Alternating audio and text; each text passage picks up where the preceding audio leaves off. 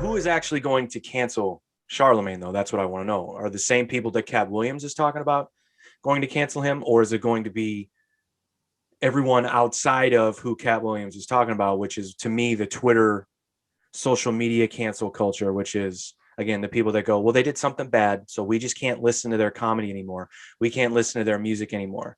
You know, Cat Williams to me was being very specific, right?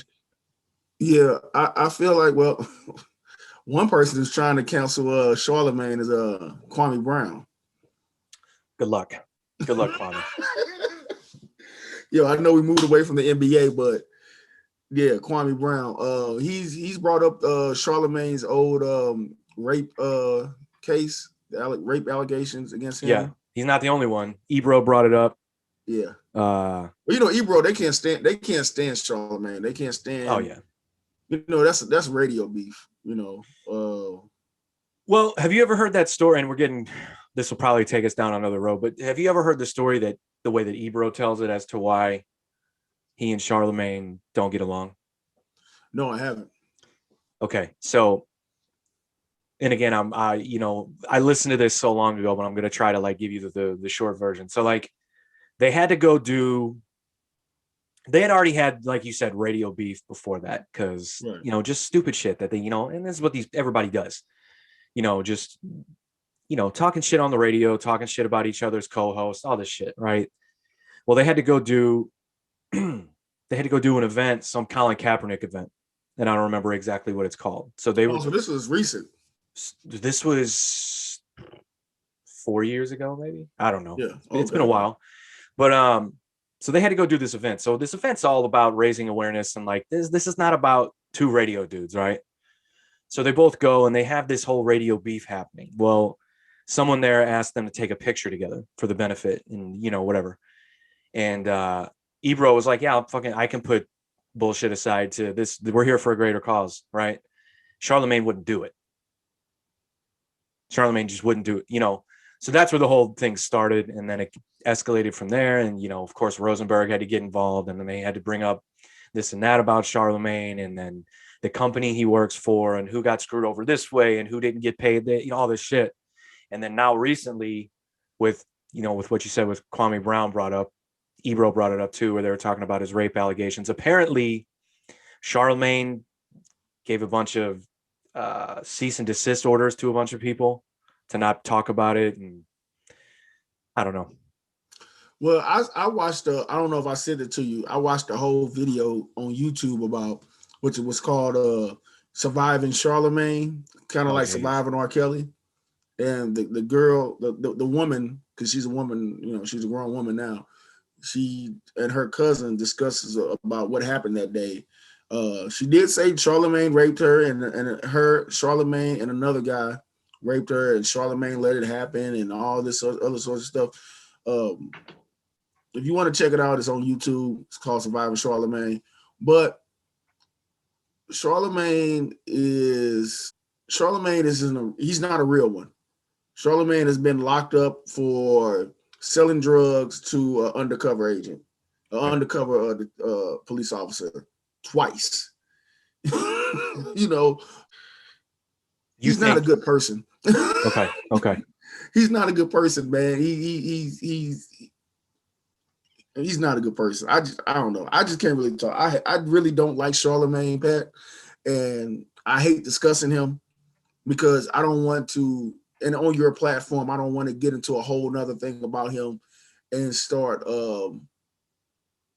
shitting on him the way I really want to. Do it. I get what you're saying. Charlemagne's a pussy, man. He's straight up, dude. Like I've seen interviews where Jay-Z or somebody or Jeezy was there, and he'll drink their bath water. He like. But let somebody else, a lesser rapper, be there, and he'll talk all shit about them. Like the time when Baby pulled up, and people make a joke about that, but Baby was serious. Oh, like, yeah. He was like, yo, man, he was like, because it's Charlemagne, like Envy, he's kind of a bitch too, but whatever. The chick, Yee, Angela Yee, yeah, she's cool, but she's with them. Right. So when shit goes down, then Charlemagne started. They're in it, right? So you got no choice. They have no right. choice. So like when the whole shit went down with Gucci Mane and Angela Yee and Gucci Mane like, yo, I don't fuck with Angela Yee, and he said that shit to Charlemagne, and Charlemagne was like, yeah, okay, cool. I was like, yo, that's supposed to be your people's. As many times as she rolled for you, right? You just gonna sit there and let Gucci Mane talk about her? I mean, Gucci Mane, he's that dude, but come on, bro. You know what I'm saying? He don't have anybody back. He only cares about himself. He talks this shit about mental health, dude. He's always talking this mental health thing. What is wrong with your mental health? The only thing wrong with him is he's stupid. He's an idiot. That's the only mental thing wrong with that man. I just can't side with him. I can't get with him. I had an argument with one of my best friends, my sister Steph G, a member of the Den 314 podcast. Shout out. And she couldn't understand why I was not rolling with Charlemagne. Like, she was like, yeah, but he used his platform to talk about social injustice. I'm like, yo, if I cannot roll with you as a person, then anything you're speaking about, even if it is for the betterment of the black community, whatever, I can't roll with you because I think it's fake. I think everything he says is fake. Right. Mental health, social injustice, whatever. He misuses his platform to the highest extent. So you think the mental health thing? The mental health thing and the social justice. I feel like he's obligated to do because of his job, right? You know, and I always use this as an example just because I felt so bad for the poor fucking guy in the situation when it happened. But like when Post Malone went on the Breakfast Club and Charlemagne was like, "What are you doing for Black Lives Matter?" Listen, I know and you know what Charlemagne was doing, but Post Malone didn't know what he was doing. And Post Malone legitimately did not know how to answer because he didn't understand what was happening. He didn't understand what situation he was in at the time, right? I think he felt bombarded by that because people will try to say Post Malone is a culture vulture. Well, whatever, man. But yeah. I don't. There are culture vultures out there, but I don't think Post Malone. Who do you think is a culture vulture? I think the culture vultures are not these white people making music that grew up listening to hip hop, right? Grew up in hip hop. Look, first of all, I know you. You grew up listening to hip hop. You grew up in hip hop. You know what I'm saying? You probably put me on to some artists that I probably wouldn't listen to. You know what I'm saying? If I didn't know you. If you decided to start rapping and then somebody was like, "Oh man, Patrick, he's a culture vulture." Like, nah, dog, he grew up in hip hop. Somebody who grows up listening to hip hop is not a culture vulture. Now, these people behind the scenes that are profiting off hip hop, that are profiting off these young black kids who are losing their lives because of hip hop, like the King Vons, like all the people that Lil Durk knows, like all the people in Chicago, these rappers growing up, these rappers coming up and they're dying left and right. Right. These executives, those are the culture vultures, not Post Malone. Post Malone just makes good music for some people. I don't know. I don't have I've never really listened to a Post Malone song. He makes good music, man. I hated on the dude big time. Look, I felt bad for him in that moment, but then after that, I was like, I can't stand the guy. He's a dork. To me, he was a nerd. Like, I just was like, of course he is, man. But look, you made a good point because you were like, if I started rapping, somebody called me a culture vulture, you'd be like, no, man, he grew up. But not only that, I grew up in music, period. Exactly. Like, music is my life. And I feel like Post Malone, I feel like Post Malone's the same way. Like, Post Malone probably listened to country music, probably listened to rap, probably listened to R&B, probably listened to Nirvana. Like, he listened to all this shit. It just so happens that his introduction into the music industry, his way into the music industry was, in my mind, doing a corny version of white hip hop at the time. I don't like his hip hop stuff. I like his R&B stuff. I like his pop stuff. What was his first song? White Iverson? White Iverson. Don't get me started. Look, man, there's only one Iverson. You can't be White Iverson. You can't be Iverson 2.0 if you're black. You can't be Asian Iverson. Don't do that. Yo, so anyway. But no, Post Malone's a cool guy. I don't have a problem with him. Yeah. What's the new guy? Jack Harlow? Yeah. Yeah. I don't really care for Ben McLemore. What is not Ben? I'm about to say Ben McLemore. I don't really care for McLemore, whatever his name is. He still exists? I'm sure he does somewhere. Somewhere. Yeah. But yeah, I'm not. Man, like those aren't the culture vote. So back to what we were saying about Charlemagne. For him to call him to get on him like that about Black Lives Matter and stuff like that, yo, man, Charlemagne, all you doing, man, is calling out white people, calling them talking about mayonnaise and shit in the morning, on that bullshit, donkey of the day bullshit. Smell like mayonnaise. Dude, I just started liking sandwich spread and mayonnaise and shit on my. I can't stand it, but anyway, I'm one of the few. Trust me. Anyway, it's not that bad. I mean, I wouldn't down anybody for liking it. I'm not going to down anybody for not liking it, man. But you know what he's doing. That was he's creating a narrative. He's creating a narrative, and there's people out there that's rolling with him. And like back to what I was saying with me and Steph G, our argument was, she's like, well, he's supporting the social justice movement. I'm like, he has no choice. He's Black, you know what I'm saying, and he has this huge platform. If he didn't, then people will look at him super crazy, more crazy than they look at him now. Right. You know what I'm saying? So no, man, I don't fuck with the dude. I don't agree with anything he says. Social justice thing, yeah, I agree with that. That's because I'm Black and I'm going through it and I've went through it my entire life. But other than that, no, man. I don't care for Charlemagne. That's what I mean. Unnecessary. And I think that the culture, which is, I guess, Black culture, hip hop, whatever, would be a lot better without him. It'll be fine without him. They don't need him. They don't need what he does. His interviews aren't mine. Like he doesn't have interviews where I'm like, damn, that was a good interview. No, man.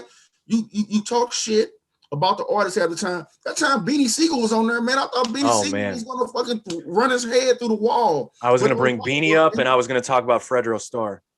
That time when Onyx was in there. That's my favorite one. That too. Beanie Siegel was coming off being sick. I guess he had just had something was going on. He had got shot or something. And Fredro Starr, it took everything in his power not to beat this dude up.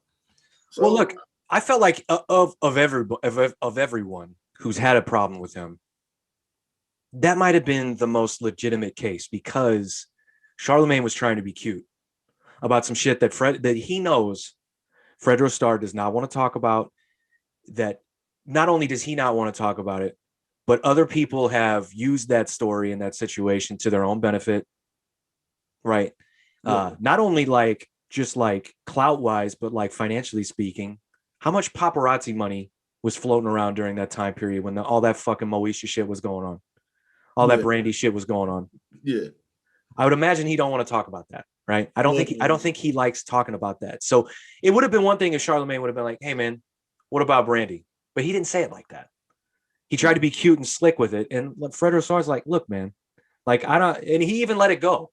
Right. And then they were talking about something else, and Charlemagne tried to get cute again. And he's like, all right, I'm done. This is not how this is going to go down. And he let him know. Have you seen any of the interviews with Darnell Rollins? Ashley Larry? Yeah. And I noticed they're joking on there back and forth, but he put on Instagram that he really has a problem when he goes to the Breakfast Club, because he said, yeah, he said Charlemagne think he's joking, but I'm up there to promote real things I'm doing like everybody else. Right. Who comes up to that place, and he can't promote his whatever he's doing because they're joking, getting up, leaving, putting fake asses in his face and shit like that. And I don't understand, okay, maybe this isn't real journalism that they're doing at the Breakfast Club. Maybe it's not, and maybe it shouldn't be taken serious like that. But if somebody comes up there to promote something, which everybody does, because if Jay-Z comes up there to promote the Beyonce Red Bottoms or whatever bullshit that they're doing, you know what I'm saying? They're going to sit there and be like this. Right. And let him talk. Because that's Jay-Z, I understand that. But man, if I'm popping and I come to the Breakfast Club to promote my podcast or whatever I'm doing or whatever the fuck going on, and you're like, man, so do you put ass in your face? No, man, what the fuck, B? What are you talking about? What are you talking about? Who is allowing you to interview people like that? That's why the fuck you got fired from Whatever the fuck you was doing with Wendy Williams out in Philadelphia, that's why you got fired from that shit. People don't want to talk about that shit. The dude's a loser, man. Got caught selling drugs twice, selling the undercovers. Like, it's one thing to get caught selling drugs, but to sell to an undercover, come on, man.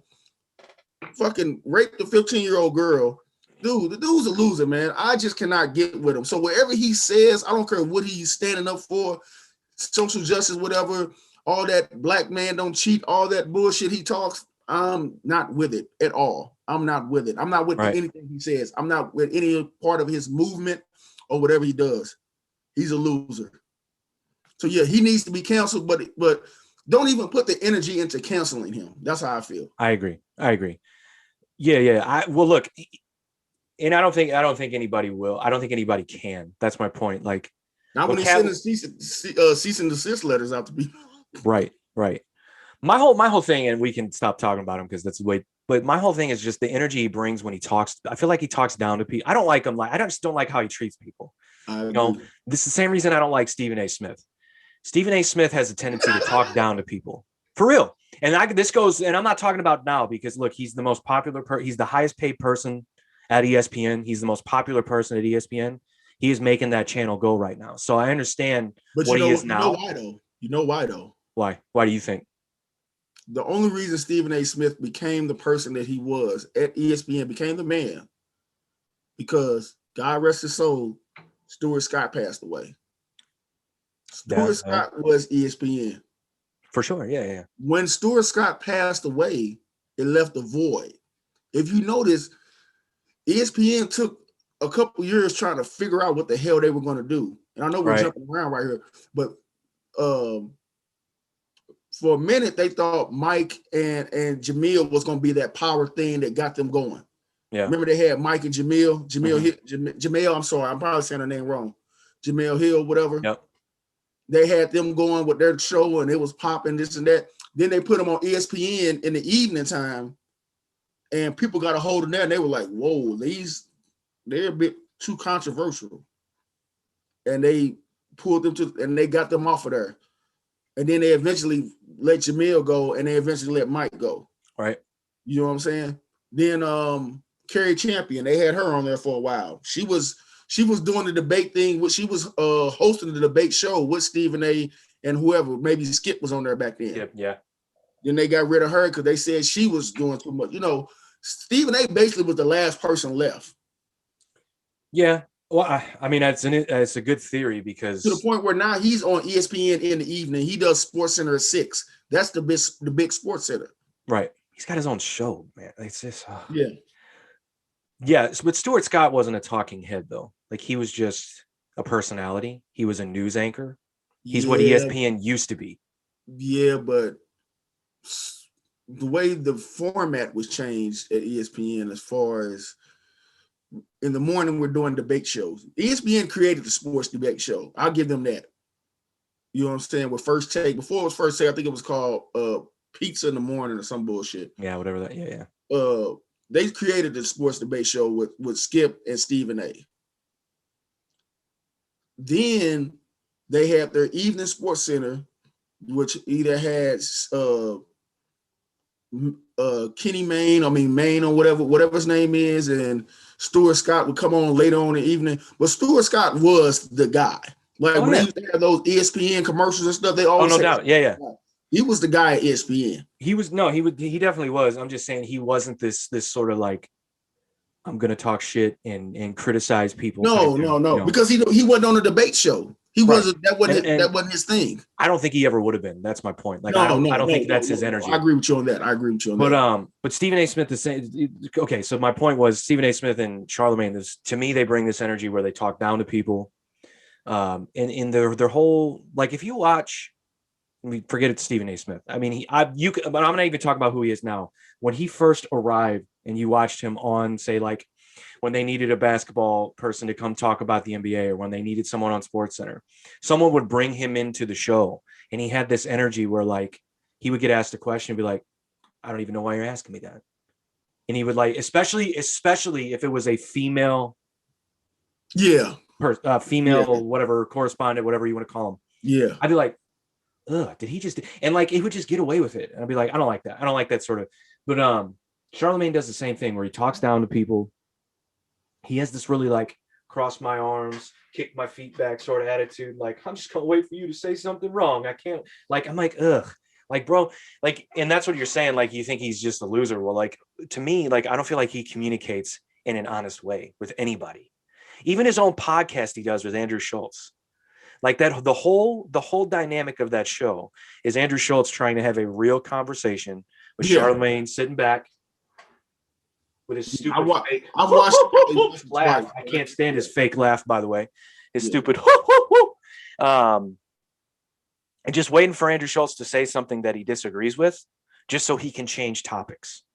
Yeah, I think that's another reason why I think Charlemagne is also very jealous of Joe Budden, because, and I don't know why you would be jealous of Joe Budden, because he's kind of an idiot too, but he's got the podcast game down and going with it to the point where he got rid of his other two co-hosts, which I feel like were the best things on the show, and replaced them with these other two guys, and they're still moving. I don't watch it as much as I used to, right? But it seems like they've got the game going with it. Charlemagne has horrible people skills. I feel like his the way he communicates with people, I agree with you 100%. The way he communicates with people is off the rails, and if he would do that with anybody else, he'd probably get punched in the face on a regular. He treats every conversation like it's donkey of the day. And at some point, you got to be an honest human being, and you need to learn how to talk to people. So personally speaking, that's why I don't like him. That's why I've never paid attention to him. That's why, in those situations where he's, what are you doing? Look, you're right. He's had people pull up on him. But so like I said, when he said that shit to Post Malone, I was like, if I was Post Malone, this would have been my response. And it probably would have gotten me in trouble. But this would have been my response. What are you doing for Black Lives Matter? You're not about to fucking pin me up against the wall on your radio show in front of millions of listeners and talk about how I don't do shit for Black Lives Matter. No. You're not going to make it seem like Black Lives Matter didn't at one point in time in my life mean something. Right. Exactly. You're not going to do that to me. So I would have been like, what are you doing? I would have said it just like that. There would have been a follow-up. There would have been nothing else. And I would have seen what he said. I didn't understand that, because why would he ask him that, other than him being a white artist who does? He did that to everybody that came on the show that was white. I don't understand during that time period. What are you doing for Black Lives Matter? I believe Black Lives Matter. I mean, I'm living my life, bro. I mean, it's a weird question, because even if you say what you're doing, it still sounds weird. Like, oh, I donated this money for this, and I done this, and I done that. When the simple thing is, Black Lives Matter, man. I'm down with it. I'm down with it. I've always been down with it. That's it. Right. Like, what am I doing? Like, and I feel like Charlemagne is dumbing down that show. The Breakfast Club, when it started out a few years back, or years, whatever they started out, it was actually a pretty good show. It was more Envy and Angela Yee doing the interviews, and Charlemagne would just jump in and say some stupid shit. To now, it's to the point where Charlemagne is doing the interviews. Right. That's why you're getting bad interviews. That's why people don't watch the Breakfast Club. Like, that's why Jay-Z hasn't been back in 5 or 6, 7 years. Because who wants to be interviewed by an idiot? Well, not only that, but who wants to be talked down to when you're trying, like, I get that you look, radio shows, they have their thing where they're going to corner you and they're going to try to make you look silly because that's ratings. A bad interview, unfortunately, gets better ratings than a good interview. But you're trying to bring somebody in to talk about music, right? In a situation where, let's just say, a rapper walks in. You should be talking to them about their music, right? He always likes to talk about the stupid shit that doesn't fucking matter, So if I'm sitting in that chair, I'm going, all right, fine. This is what we're going to do. All right. But nobody really calls. There are a few, like I said, a few people that really call him on it. But like, who's really good at that? And it's only because he's not a rapper. He's a comedian and he's used to talking shit. Some of my favorite interviews from that show are with Gary Owen. Oh, yeah. Because Charlemagne will try to get cute with them in a really slick kind of way. Yeah. Right. And Gary Owen will just be like, you ain't Ebro, bro. Like, or something like that. Like, he'll just say something like that, like just real quick. Like, and then the conversation, it'll just just like it'll just stop right there. And it's great that you said. I'm glad you brought Ero back up because they don't do that over there at Hot 97 or whatever. Not really, no. That's why they're getting more and better interviews because they're there when they bring an artist on or whoever. It's like, okay, yeah, it might be some controversy going on with you. We're going to talk about that, but we're also going to get into what you're doing, what's going on with you, right, so on and so forth. Charlamagne, he's there for jokes, and antics, and it's like, yo, man, that's cool for maybe 5 minutes, but this is a 30-minute to an hour interview, and we don't want to hear that. I want to hear what's going on with this person. Right. You know what I'm saying? Well, that person didn't choose to be there. They have people that booked them on that show. Exactly. You got so they have an obligation to be there for their career, for what they're doing. You know what I'm saying? They don't choose to walk in there and hear Charlamagne crack jokes and talk about all this bullshit. It'd be one thing if it was just like Charlamagne calls you up and says, "Hey, you want to come on the show?" Yeah, I'll be there. Then it's for a free for all. Then it's like, whatever, do what you want. Yeah. But like, yeah. It's because you're doing a presser. You're on a press run. Exactly. And unfortunately, the Breakfast Club is one of the biggest outlets. You got to do it. Hip hop, but just period. You got to do it. Everybody goes on there. Joe Biden, right. Fucking Kamala Harris. Everybody goes on there. You know what I'm saying? Yeah. Everybody. To get heard one way or another. So if you're on there and you're on there to better your brand or speak about your brand, and you got this idiot talking about whatever or trying to put fake asses in your face like they did Darnell Rollins, Ashley Larry, then yeah, man, I'm cool on that dude, man. I'm cool with him all the way. So back to the original. So with what Katt Williams said, you know, I guess my whole thing is I like his angle because he's talking about a specific part of the culture. Like he's not talking about cancel culture to me as a whole. Right. He's talking about his experience, and forget about the word cancel, just his experience in the culture, period. And then the idea of canceling beyond that, right? Or right. The idea of canceling within that culture. The problem with cancel culture as a whole, with this social media and the woke mafia, we'll call them, they don't know who or what they're canceling. Just somebody did something bad, and that's bad. So we have to let everyone else know that well, okay, but how are you going to cancel them? What? You're not going to buy their newest song. You're not going to listen to their latest comedy album. You're not going to watch their latest movie. Okay. That person's still eating.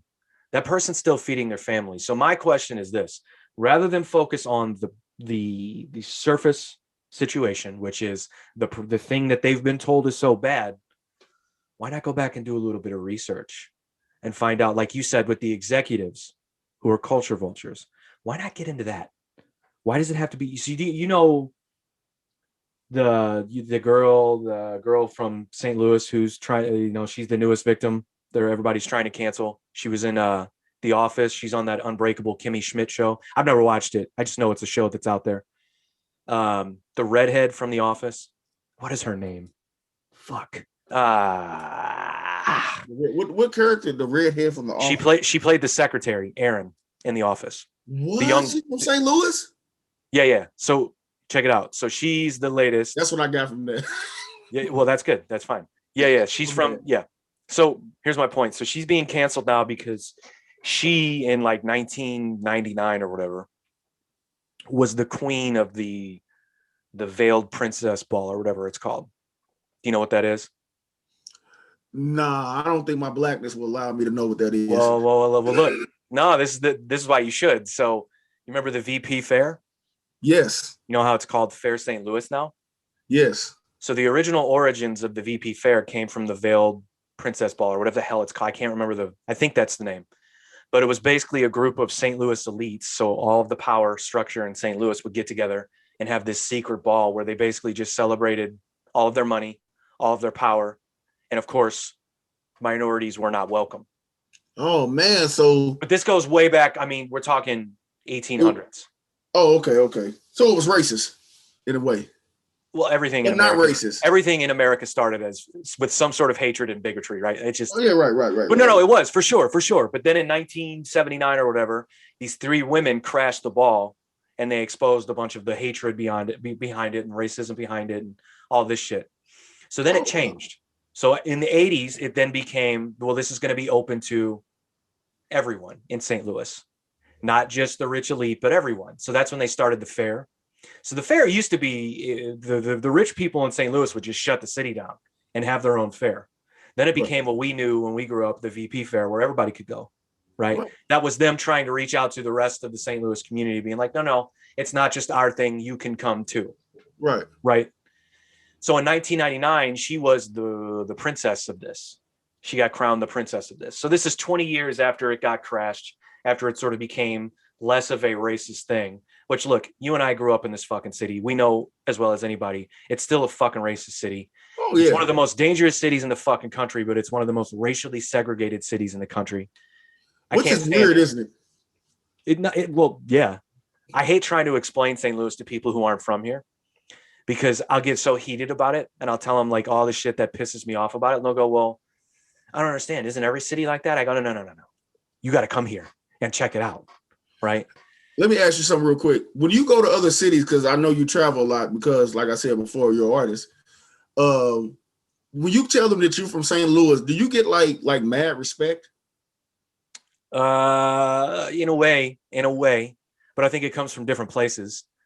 So I think, well, look, where was I at? I was in Los Angeles right after the Ferguson riots, right? I get in an Uber, right? And so like when I get in an Uber, I chat everybody up. I talk to my driver. I guess they're not my servant. Like, they're doing me a favor. So I'm not going to be an asshole and just sit back there and treat them like shit and not talk to them. So I'm talking to the dude, and he, where are you from? I said, St. Louis. He goes, oh, so Ferguson? I go, no. I go, no, St. Louis. He goes, Ferguson, right? I go, yeah, Ferguson is a part of St. Louis, bro. People didn't know that because the way they were reporting that shit. Exactly. They kept saying Ferguson, Missouri, and it's like, yo, Ferguson is in St. Louis. Right. So during that time, I would get this sort of like, oh God, all everyone knew of St. Louis is what they were seeing on the news at the time. Like, oh my God, how is everything? I'm like, all right, man. Like, look, do you do anything? So I was like, yeah, everything's cool. And then like after that, a couple of years after that, somebody would ask me, and they would be this like, damn, from that rough area. Oh shit, like mad respect, mad. I'm like, guys. So anyway, my point is like, yeah, people react in a different way. Yeah. But then when I start talking about it, they'll kind of stop and go, really? Like, it's for real? Like, I'll talk about like a lot like New York City, where people call New York City a melting pot. Well, to me, a melting pot is when everyone lives amongst each other. Everyone sticks to their own in New York City.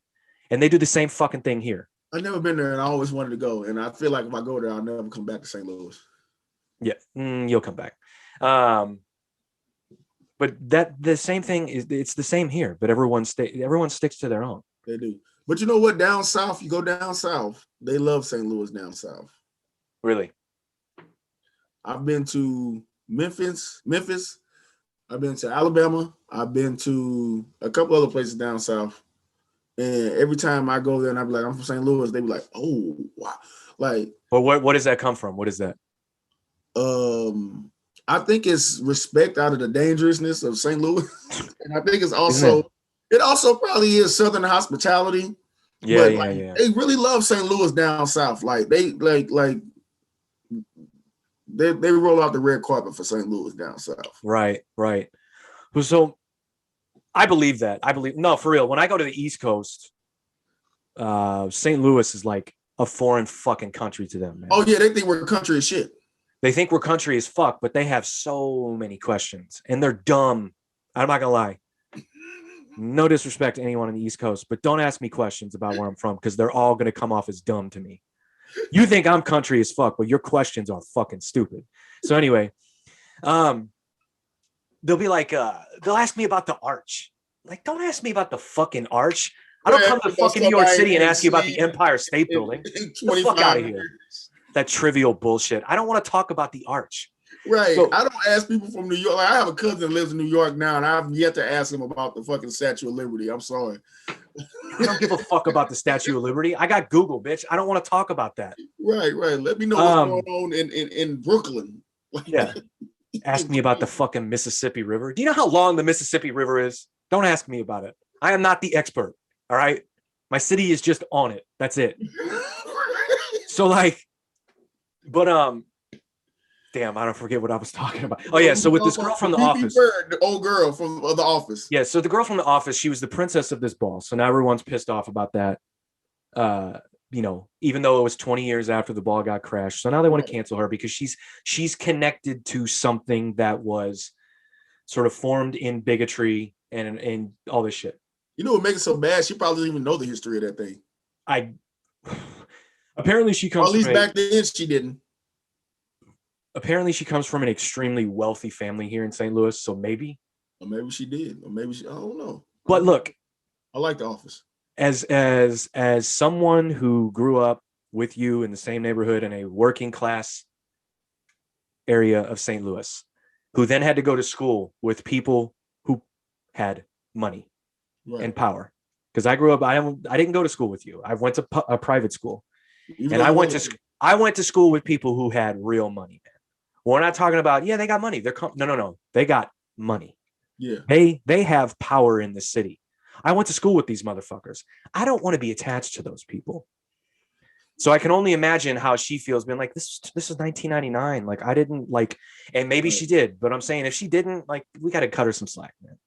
Because where we're from, people always ask you, where'd you go to high school? So when I say where I went to high school, they're like, oh, came for money. No, I didn't. No. My dad worked 80 hours a week. You don't know that like your dad bust his ass for you to go to that school. Like, he worked 80 hours a week between two jobs to send all three of his kids to these stupid private schools, and all they are a name on a college application. That's all they were. Real. I remember that, and I was like, dude, your dad could just send you to Rittner and be pocketing a lot of that money, and he didn't do it. Pocket a lot of it, all of it. That's a lot of money. Like, it was a lot of money. I remember those days. You really wanted to go to, public school, and I used to be like, in the back of my mind, I used to. I mean, if a friend would used to say that, I used to want you to come just because you were my friend, and I was like, damn, I wish Pat was going to read it. But in the back of my mind, I was like, yo, don't do it, bro, don't do it. You used to tell me that. You just don't know how good you got it, where you're at. Remember, I was about to go to CBC freshman year until I found out it was an all boys school. Thanks for bringing that up. But my point is, you and I both know because you weren't disconnected from the private school life. And my point being, even though we grew up where we grew up, we knew then and know now about the power structure in St. Louis. Right. So for everyone to assume that this girl has something to do with that, it's ridiculous. In 1999, she was 18, 19 years old. Like, she didn't know. Right? Yeah. So we can't cancel her for that shit. And look, like I said, everything in this fucking country is rooted in some form of bigotry or something like that. So are we going to cancel everybody? You know what I'm saying? I think people need to focus on the people that really needs to be canceled. I think. Right. And back to where we started from with Cat Williams, I honestly think Cat Williams was talking about Dave Chappelle and the way those last couple stand-ups that Dave Chappelle had, where he talked about transgenders and gays and the LGBTQ. I might be missing a letter community. I think it's A. I think that's the new letter. Either way. Man, boy. I'm trying to be funny, but yeah, I think it is A for me. It worked. But the way he talked about that community and other facets of that, and the flack he caught for that from those communities. Yeah. And when Cat Williams said that, you can't say this because somebody might get mad because of that community, this and that. I felt like he was talking about Dave Chappelle. Because that was the person who had just in recent, like, was catching flack, like, that's the whole thing where people where these stand-up comedians were coming out and saying after the Dave Chappelle stand-ups that why are we catching flack for why is he catching flack for saying these things? Why are you people so sensitive about these things? Right. Remember they tried to cancel Kevin Hart because of some old jokes he made. Yeah, man. About his son. And those I remember that stand-up, and it was hilarious to me. And I'm like, dude, if this is what we're doing, and back to the Cat Williams, if this is what we're doing, and if Cat Williams is to me, I agree with what Cat Williams was saying. But if he later on after we had that conversation, when you sent me that text, you sent me that clip, and I said I agree with him. I thought about it later on that night, last night, and I was like, man, was he talking about Dave Chappelle? Because if he talking about Dave Chappelle, I don't agree with that. But that's who he's got to be talking about, because that's the only person who came out and said some things that a whole community didn't like. Yeah, they were trying to cancel him. Well, there have been guys recently that have, like really recently, that have done some shit too. I think my whole thing with what he said, and that's interesting that I didn't even, to be honest with you, I didn't even think about Dave Chappelle. But it's interesting that you said that, because I agree with what Cat Williams is saying as far as like, if you know you're going to say it, expect, and he didn't, again, not using these words, if you know you're going to say it, expect the backlash. Right. And then I think what he was saying is if we, meaning we, the culture, want to cancel you, we're going to do it. I think that's what he was saying. Yeah. But they didn't cancel Dave. You know what I'm saying? You can't cancel Dave. You can't. Like, it's not going to work. You can't cancel Dave unless Dave does something outrageous. You know what I'm saying? Like I said, Bill Cosby, R. Kelly. Right. You know what I'm saying? Disrespecting women of age, race, size, whatever. They did both of them did that. Yeah. You know what I'm saying? Yes, you get canceled for that. Who did you said a couple minutes ago? Louis C.K. Louis C.K. Yes. Sexual allegations, sexual harassment allegations, stuff like that. You can get canceled for that, but we need the receipts. I need to know like what he did, what happened. Yeah, look, yeah. I don't necessarily need to see a video of him pissing on somebody, but I need to know what happened and if it's true or not. I need the person that's saying this to come forward so I can be like, okay, I'm not looking at Louis C.K. no more. And I personally think Louis C.K. was kind of funny. You know what I'm saying? He still is funny. That's the problem, you know. And if you side with him, automatically you're a sexual deviant as well. It's like no. But with him, it was a weird one. So I mean, since him too, and that's the dangerous thing about this. And we've talked about this on the show before. But like, anyone could just come out and accuse you of anything. Oh yeah. Right now, somebody could come out and accuse one of us. And what are we supposed to do?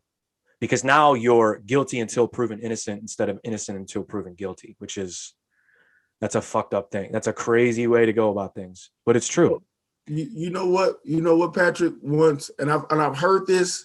I heard this when I was a kid, and maybe we've even said it to each other because we saw somebody do something.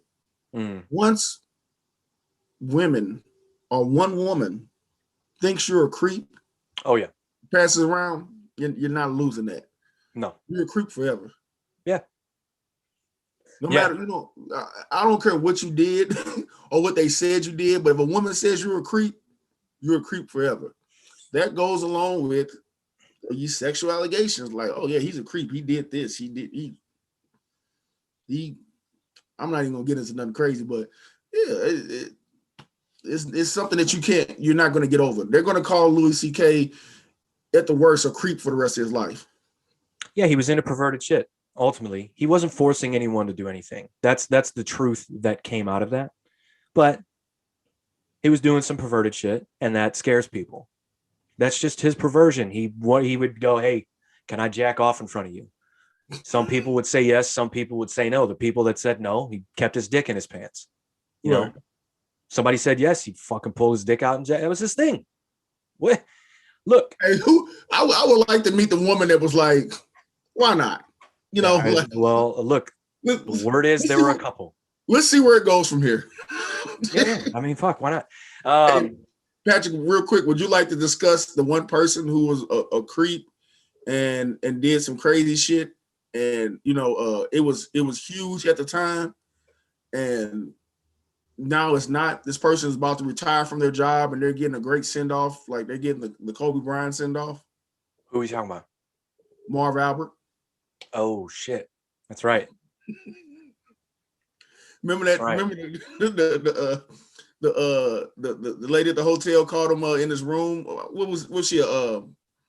The cleaning lady came in and he had on like the women's underwear and shit like that. Yeah, Marv was into some sick shit, man. But he can call a basketball game. That's all I know. So we forgave him, right?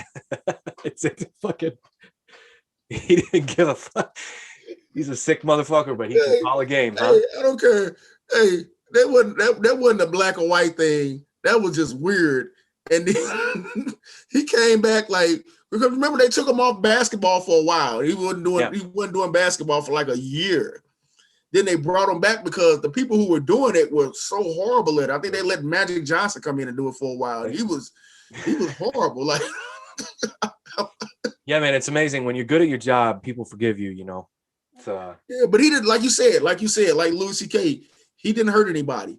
He was just into some weird shit. Right. And really, he kept it to himself. It just the cleaning lady walked in on him, you know what I'm saying, with women's lingerie on. The thing with Louis C.K. and the sexual assault allegations, those are separated from what Cat Williams is talking about. Cat Williams is simply talking about speech and what you say. Yeah. And I feel like that's an important distinction to make. And unfortunately, people don't fucking do it. But, I like I said, I didn't think about he was talking about Dave Chappelle. But like I said, people more recently have come out and said some wild shit. And, I think that's who Cat was talking about. Maybe he's talking about Dave. But I think it's also, there's one thing that he didn't say that I wish he would have said. And I wish he would, in a lot of time, right now, because of the woke mafia and cancel culture in general, people aren't coming to the defense of their peers. I wish he would have said, as a comedians say what you want, though. At the end of the day, you can say some tricky shit and people are going to get pissed, but you can say what you want. But I feel like the biggest problem is the separation of saying some wild shit that perhaps might be offensive in some sort of way, and then saying some racist shit. Because the people that have been getting trouble lately have said racist shit.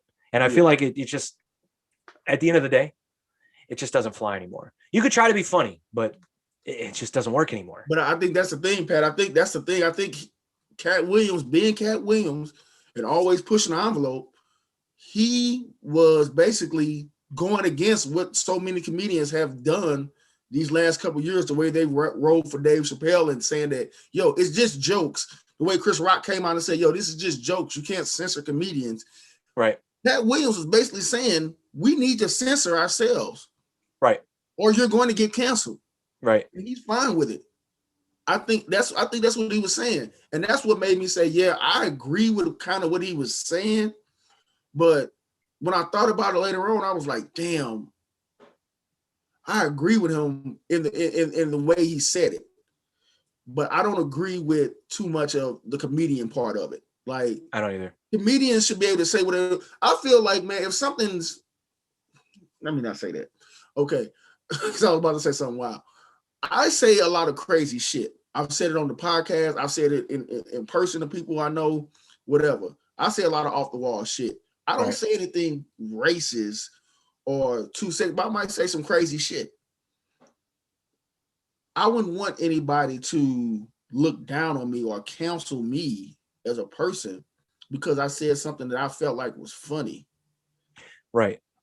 So on that note, like, where do you go from there as a person, or where do you go from there as a comedian? You know what I'm saying? Like, how do you I can go without saying crazy shit. I'm nobody to anybody. You know what I'm saying? My podcast gets whatever kind of views or whatever like that. You know what I'm saying? Like, it's not hurting me, but that's the person I am. But I'm not a racist. I don't say racist shit. I don't say shit to demean women. I love women. You know what I'm saying? I'm all for the Me Too movement. You know what I'm saying? But for those comedians who feel the same way I do about these things, and LGBTQ community, you know what I'm saying? Like, I have no problem with them. I don't have a problem with that. Do whatever you want to do. That's not me. Right. It doesn't have anything to do with me. But for these comedians and people who are just trying to do these shows and do these stand-ups or whatever, and they're getting flack for whatever this, if whatever that. And for Cat Williams, such a huge comedian at the time, like he probably wore the crown at one point in time. Yeah. To come out and say that, I think you're going to see a whole lot of backlash from the comedians, from their community towards him. I think you're right. I'm glad you said that. And I'm not just talking about Black comedians. I'm talking about all of them. Oh yeah, everybody's going to talk about it. Yeah. But that's how Cat Williams is. He's always stood by himself. He's pushed the envelope. He doesn't fuck with Mike Epps. He doesn't fuck with Kevin Hart. He doesn't really fuck with Dave Chappelle. Right. They might be cordial to each other, but he doesn't fuck with them for real. You know what I'm saying? He's not in a fraternity of comedians. There's a lot of pockets of comedians that stick together and stand by one another. He's never been one. There's a few of them he fucks with, like Red. Like, I don't know if you know Red. Him and Darnell. Darnell. Yeah. And that's crazy because Darnell and Dave Chappelle are best friends. Right. Darnell and Red are really close, and I know that they got that whole thing. With Cat and but what I'm saying, one lady named the big lady with the blonde hair with the low cut. I can't remember her name, but she fucks with Cat Williams hard too. Some more. Does Some more have blonde hair now? Not some more. Who are we talking about? This is a big chick, not some more. I don't know. Not some more. We could. The show should just be you being like, "Hey, what's that Black comedian's name?" And me going, "Some more." Fucking. Just naming all the Def Jam comedians I can think of. Like, bro, it is not. He definitely was on Def Jam. It is not 1994 anymore, man. I'm so behind the times. Anyway, no, you're right. You're right. Comedians will come out against them. But look, you said something important. Comedians aren't the only people who get to try. Try is the emphasizing try to be funny. We all get to try to tell jokes. We all get to say whatever we want. Again, do what you want, but someone's not going to like it. And if they don't, and the word spreads, deal with what happens. So I think he's right about that, but I don't know if you should necessarily censor yourself unless you think you can't be funny. You know what, man? Cat Williams probably don't even agree with what he said. He probably just said that shit to be different.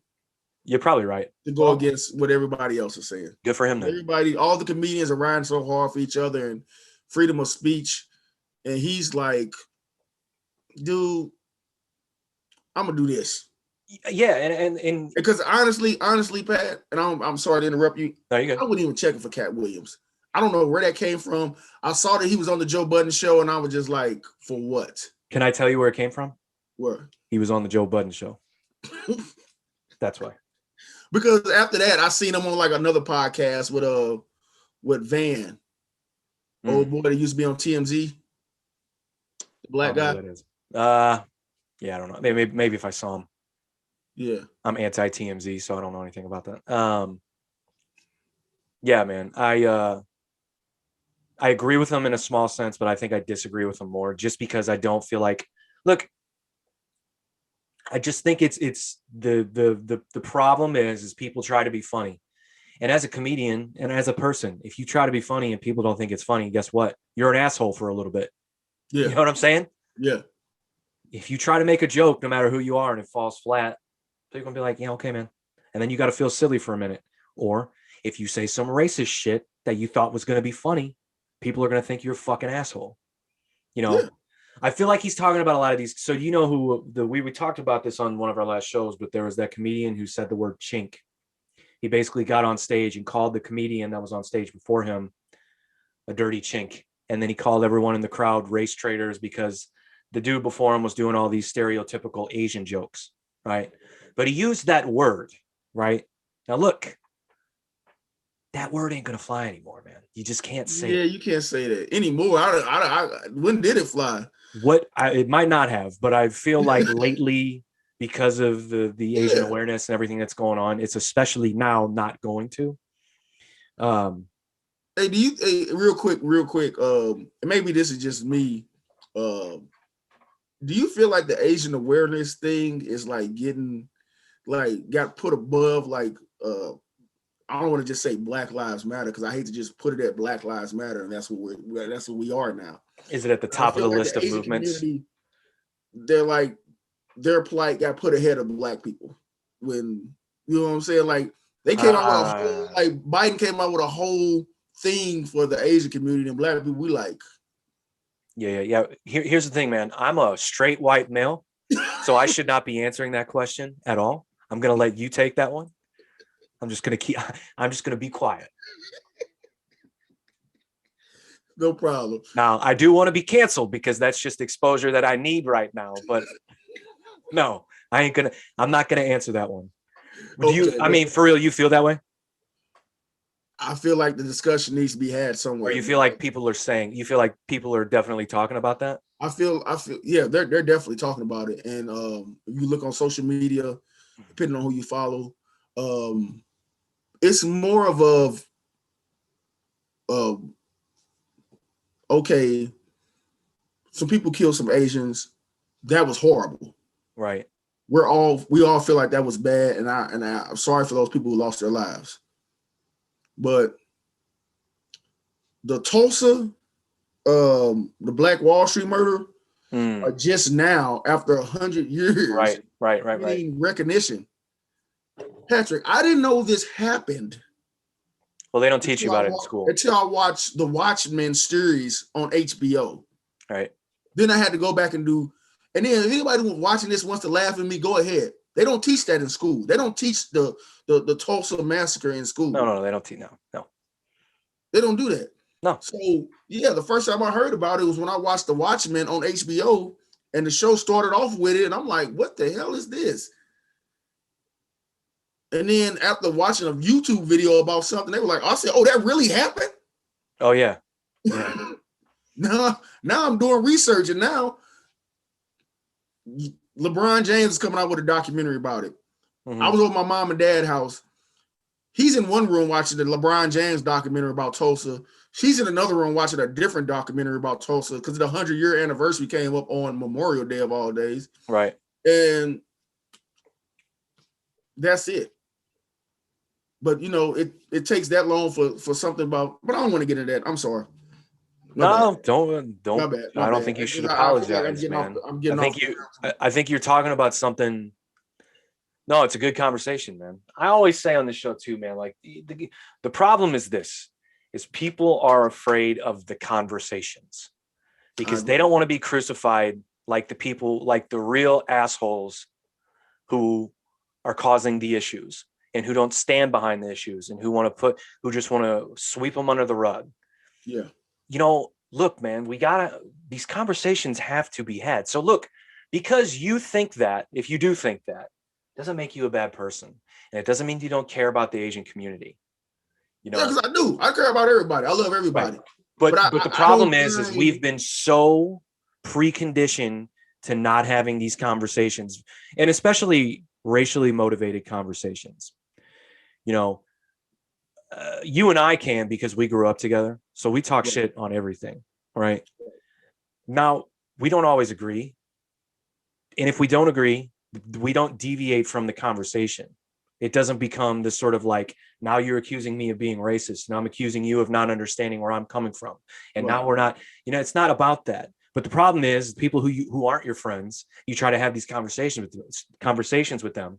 Immediately you're a racist, or immediately you don't understand where the other person's coming from, or immediately you only care about your own people, or you only care about these people. And it's like, how do and I don't have the solution other than having the conversations, but like, how do we got to find a way to get past that, Well, people are scared. People don't like being uncomfortable, man.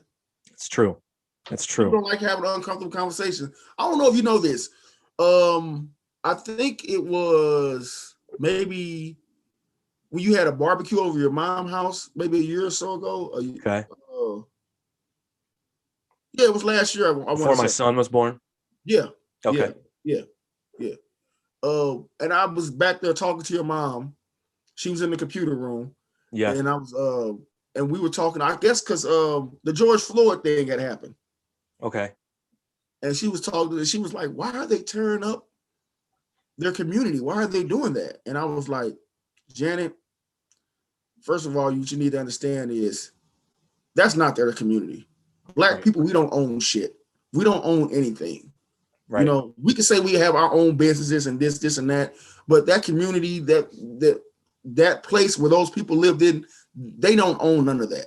They don't own shit. We don't own anything. Right. You know, and I said, people are tired.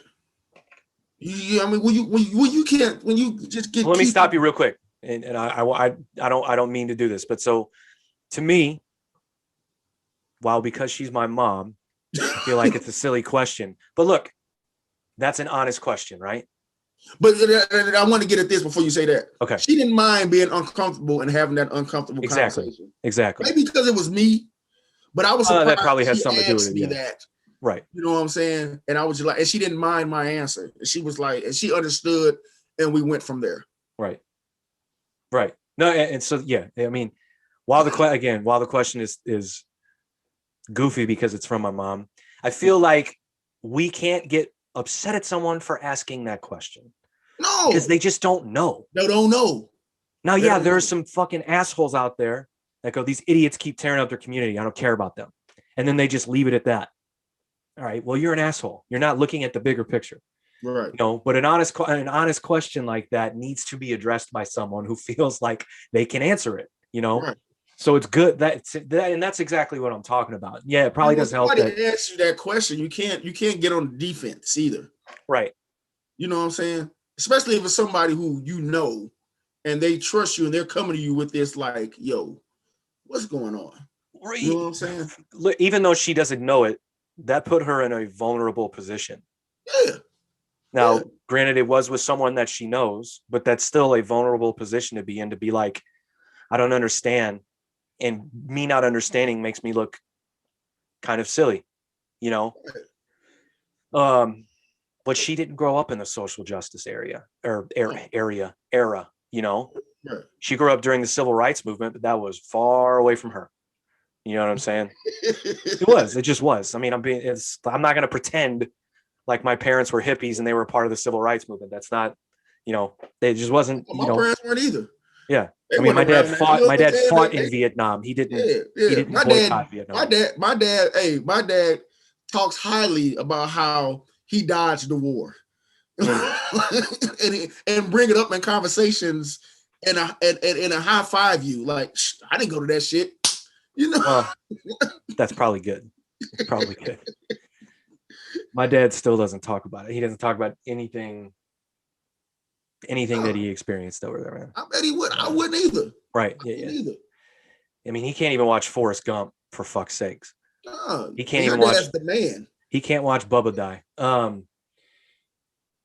Yeah, so I think watch Bubba die. that's like I said, that's the conversation that needs to be had. So I'm glad I didn't know. You haven't told me that until now. So I don't want people to think I don't want people to think that was a podcast conversation. That was like, no, I just learned of that now. No. That night we were kind of drunk and I kind of stumbled. A lot of drunk. Yeah. And I was talking to your mom and I probably was in there for about almost 30 minutes, dude. We had a nice little conversation. And it was cool, you know. Yeah, man. And you know, back during the Ferguson riots, you know, there was a lot of talks that those could escalate into different pockets of North County, North City. Mm-hmm. Where we grew up was one of those. Right. Specifically in a specific, you know, people were talking about, if you are on the Rock Roader page, get the fuck off the Rock Roader page where we grew up. And so my parents were hearing that, and you know, my mom had all these questions. You know, what are we gonna do? What are we gonna do? I'm like, I think you'll be fine, but here's what you do: ask fucking questions. Yeah. Don't oppose.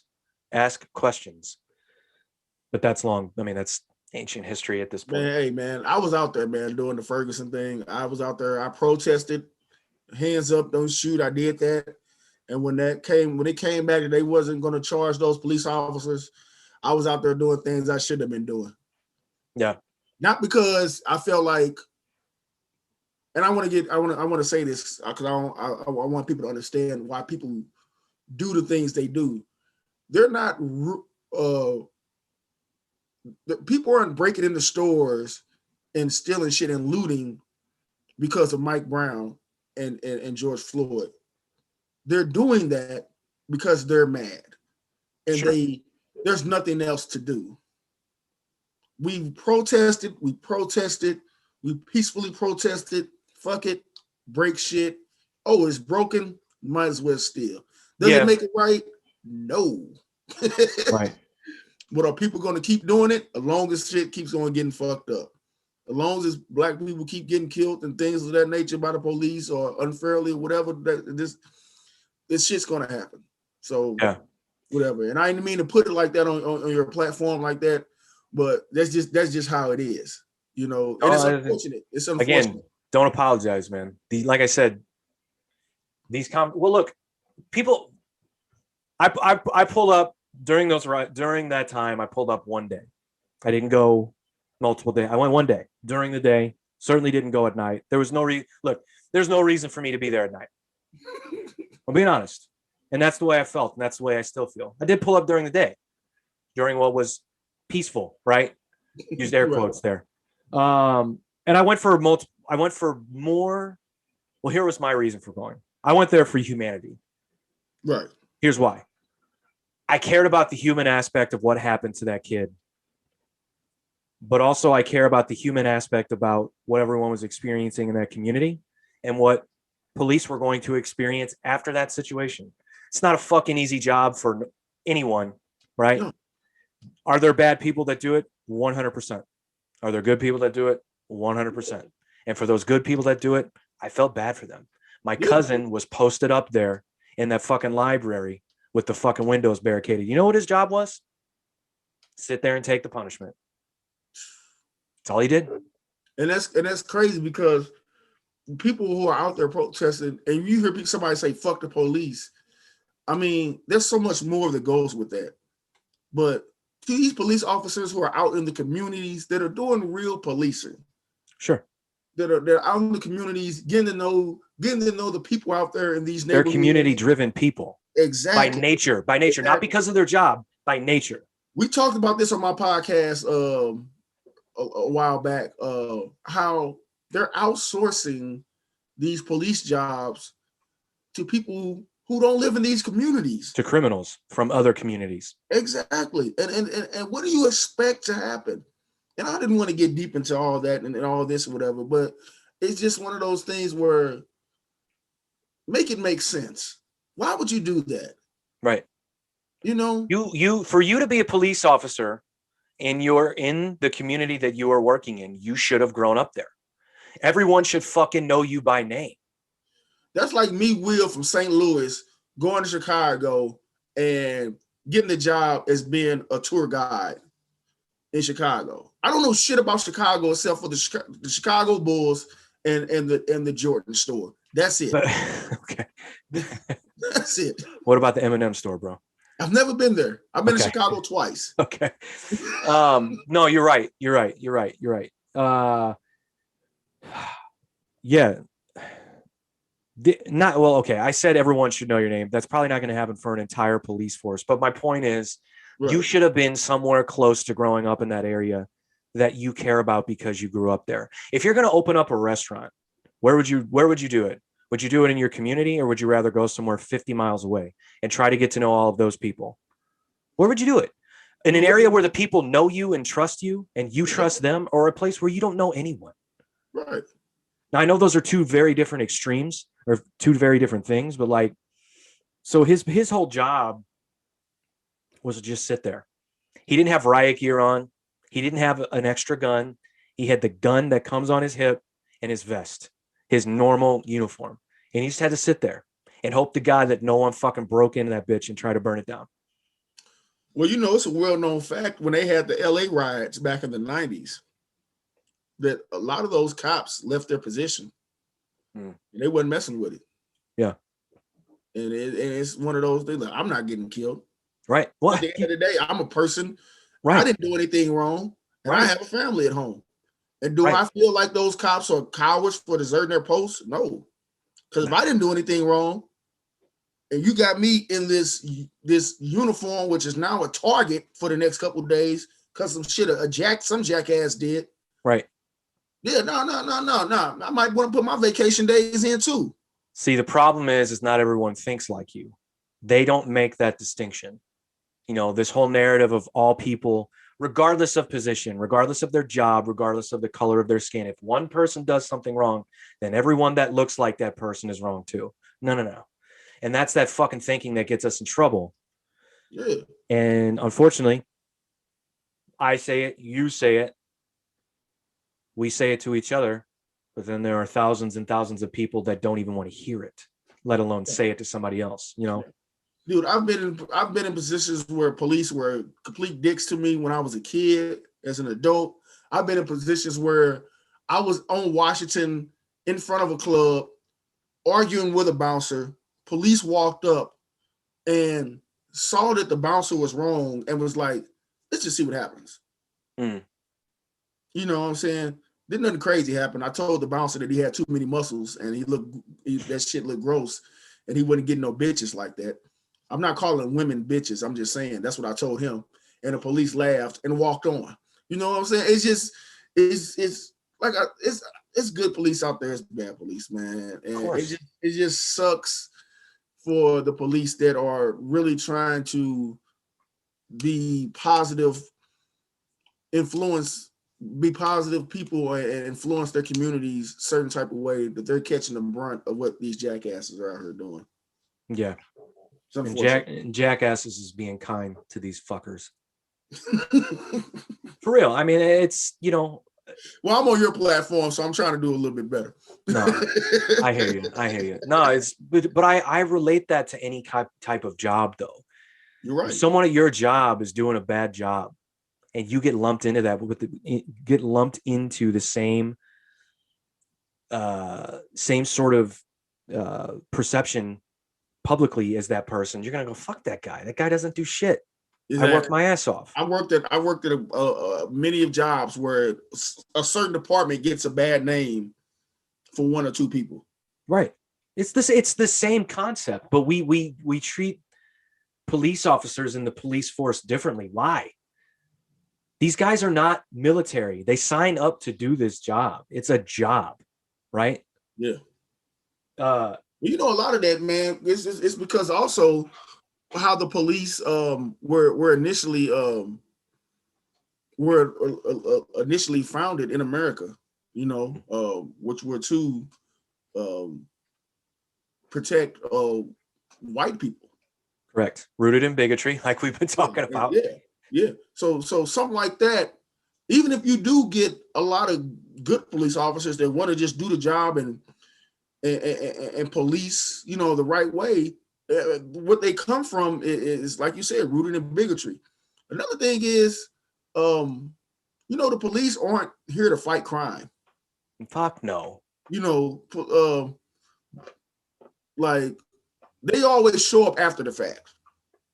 Yeah. But that's the thing, like what does fight crime even mean? This isn't a television show. What are they actually fighting? You know what I'm saying? This is not Law and Order. Like they yeah, we have this. We as the American public, just the general public, have this idea like they're out there like slinging bullets around and fucking getting into fist fights and like Chicago PD. Yeah, that's not what they do. They respond to situations. I love that show. I've never watched it. You don't? No. Oh man, that show's crazy. That's a crazy ass show. That's the show that makes people think that that's what police do, and they don't do that shit. Yeah, they clearly don't do that shit in Chicago because Chicago is in fucking turmoil. Oh man, they were really fighting crime in Chicago. That's what politicians always say. Oh, Black lives can't matter because look how they're killing each other in Chicago. I'm like, dude, my God. I do wish this, and I'm not talking about politicians or leaders. I'm talking about the media. I do wish the media treated race on race crime the same way they do when someone of one race kills another person of another race. And the media just doesn't portray it the same way. No, and it drives me fucking crazy. It drives me crazy, man. They don't. You're right. How many fucking murders happen every fucking weekend in St. Louis. And I'm not talking about just black on black crime.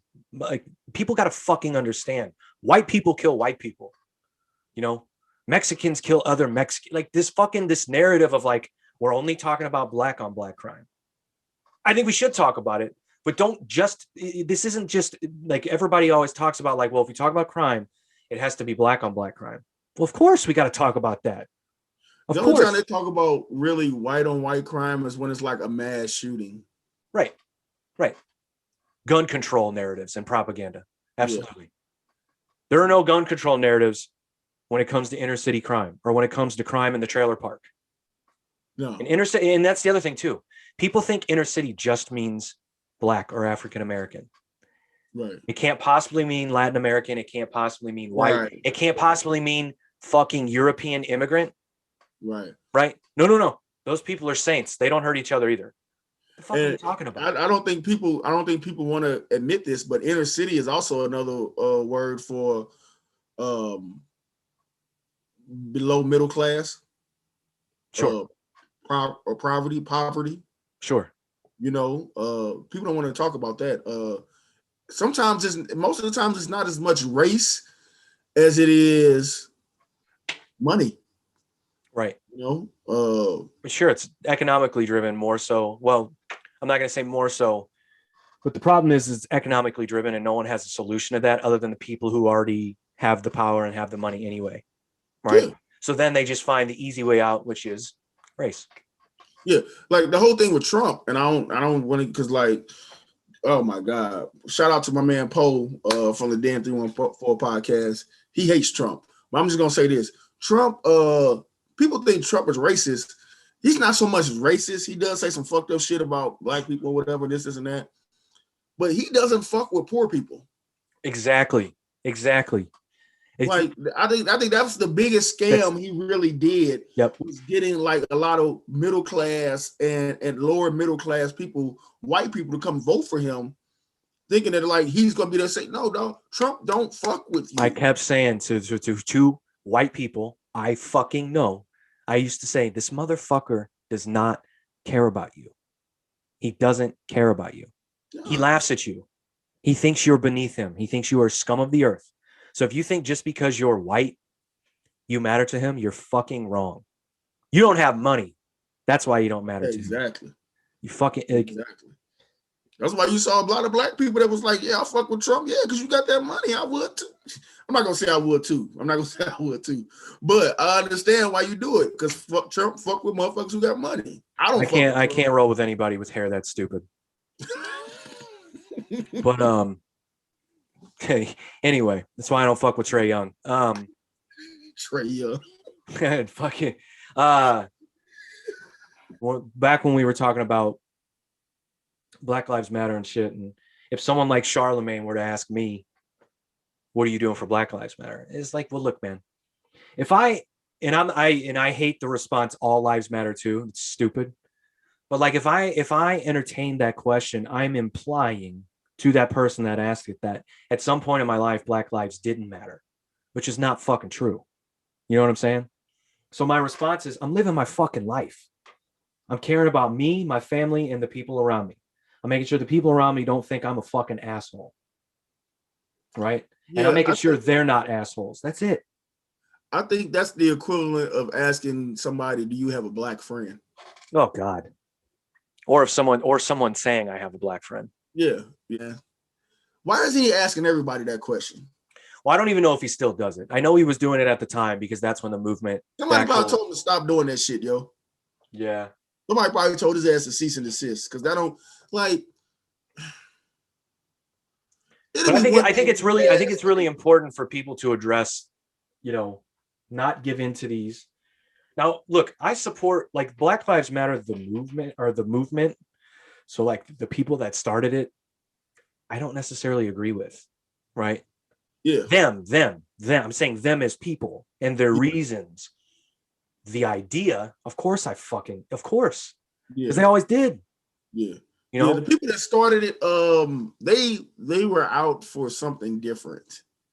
Well, it started by two ladies who want to get rid of the patriarchy and the nuclear family and all that shit. And I'm like, Yeah, Well, I don't know. Look, the reason was something different. It kind of caught on after, I want to say not Trayvon Martin, but after I think Michael Brown. it was Mike Brown for sure. And that's when Yeah, Charlemagne started asking that question. Like I said, I don't know if he still does, but that's I'm when it still really caught on. asking that, man. If you're not, I could see him asking that to Trump or somebody who's real conservative, who might be one of those people who says Blue Lives Matter too. I can see you asking that to them, because what are they doing for Black Lives Matter? You know what I'm saying? Sure. Some politician or something like that. Of course. But to ask Post Malone, Right.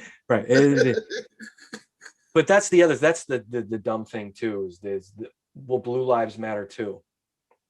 If that's your response, you're not looking at the big picture. Because there are Black lives that wear blue. So what the fuck are we even talking about? Yeah. You know what I'm saying? Like, that can't be your response to the problem. That's why All Lives Matter was stupid. That cannot be your response.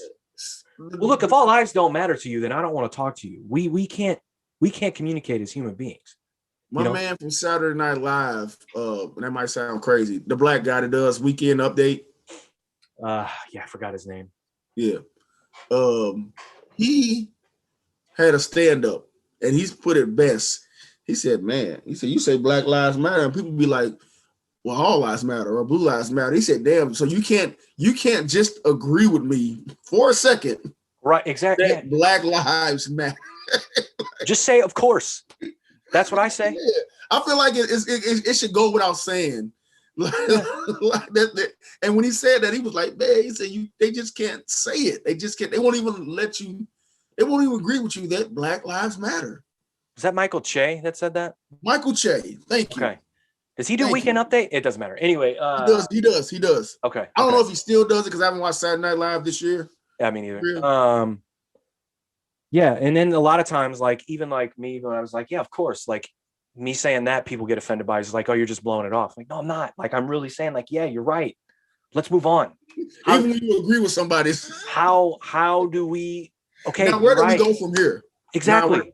Now what do we do? I think people got mad at Jay-Z when he had sat down with the NFL and he said, I think we're all past kneeling now. Yeah. And people didn't understand that. They thought he was shitting on Kaepernick. No, he was basically saying, where do we go from here? There has to be a better solution. We kneeled to our knees hurt. Right. Now, what do we do now? Exactly. What's the next plan? Because either kneeling worked or it didn't work. This man ain't got a job in the NFL no more. People are taking it the wrong way. Hell, it was a white guy, a former veteran, who told him to kneel instead of sitting. And Kaepernick was like, you're right, my dude. Let me do that instead. Most people don't know that part of the story either, which pisses me off. And that's a media-driven mistake that just infuriates me, that the media did not push that narrative more. The narrative had to be he's anti-police. The narrative had to be that military are upset with him. And it's like, no. He's disrespecting the flag. He didn't choose to do that. Someone told him it's a better way to do it. And the whole thing he was fighting for was the killing of unarmed black people, and not just black people, but people period, but mostly black people. He said unarmed black people by the police. Right. And that veteran told him, he said, hey, when I have a fallen soldier, we kneel right during the national anthem. So if this is a thing that the Army does for fallen soldiers and things like that, why can't he do it a peaceful protest that isn't hurting anybody physically in no shape or form? And people lost their shit. Granted, towards the end, when he was trying to get back in and they did that whole workout for him and shit. That was a joke, man. He did. He handled that badly. The NFL handled that badly. Everyone handled it poorly, yeah. And at the same time, I can't blame him. And then people were like, yeah. And now they're talking about Tebow and Tebow's getting back in the NFL and why isn't Kaepernick and this like that. Honestly, man, I don't even think Kaepernick wants to be back in the NFL. I think he did that just to show he could still play football. Kaepernick was a damn good quarterback. Unfortunately, at the time when that shit went down, there were probably about 10 teams that could have used him. Yeah. Well, the other issue is this. When it went down, he wasn't playing well. So if you're going to be bad at your job and also be what they consider to be a nuisance, they're going to this happens in every industry though, man. So that's what I keep saying. Like, no one thinks about this in sort of in bigger terms of like, well, this isn't just about football. This is about the job he's doing. Like, again, if you're at your job and you're doing poorly, you're not doing well. And then you go, oh, by the way, I'm going to make a stand right now on whatever issue you want. It could be anything. They're going to be like, we're good. That's just the way people are. I'm not saying it's right. I'm just saying that's the way people react to those things. You're right. And he wasn't playing as well as he had in years prior. He was still a good quarterback, and he probably could have. He still could have been. And I don't want you to think I'm not saying he no. I'm agreeing with you. Yeah. But it's just the same thing that happened with Craig Hodges. Yeah. You know what I'm saying? Our boy Craig was still a great 3-point shooter. Still a pretty good basketball player. Yeah, iffy on the defense, but he was still pretty good. Same thing that happened to what's my man name? Went to college with Shaq. Chris, did he change his name to Sharif or no. Chris Jackson, and what did he change his name to? Fucking anyway, go ahead. Yeah, he came Muslim and he changed his name to Sharif Abdul Maruf? No. I keep wanting to say Sharif Abdul Rahim, but that's wrong. Keep going though. I'm looking him up. And once he changed his name and he wasn't even kneeling. I think Mahmoud Abdul Rauf. Sharif Abdul Maruf. Say it again. Mahmoud Abdul Rauf. Mahmoud Abdul Rauf. Yeah. When he changed his name, at first I think he was sitting for the national anthem. Then the NBA had came out, was like, yeah, you need to be, standing. So he was standing, but he prayed, as Muslims do with their hand in their head in their hands. Right. He caught all flack for that. Then he eventually got blackballed. Yeah. It's happened before. Again, neither one of those guys, Craig Hodges and Chris Jackson, had to deal with social media, had to deal with the way the media operates now, which now is completely different than to when they were playing. Which all goes back to what you said we were talking about LeBron and everything. Like, we didn't even know that happened back then like that. No, yeah. We didn't know. We just knew, like, we as kids did not know for sure. Yeah. And you can look it up now and YouTube it and Google it, and it's a whole 14-minute documentary on both guys. Right. But we didn't know that back then. Back then, it was just like, these guys aren't in the league no more. Right. I remember when Craig Hodges came back to defend the 3-point contest, defend the 3-point, his 3-point championship in the 3-point contest, and he didn't even have a jersey. He had like an NBA shirt on or something like that, dog. Right. It was the weirdest shit in the world. Yeah. We were all like, "Oh, it's cool, man. He's I think we even like at the time were like, "Oh, Craig is being like," we were like, thought it was cool. Like, he ain't even rocking with the team. He ain't running with the team. It's great. Like, it's like he's on some street ball shit. He's wearing his own shit. Like, fuck that. Yeah, we had no fucking clue. We had no fucking clue. That's crazy. Yeah. We don't have to talk about Kaepernick too much more because we've been going around and around. But like, the thing that I find most funny about that is that everybody, like you said, the veteran was the one who told him, hey, if you want to be respectful, if you want to do what you're doing and be respectful, go ahead and kneel.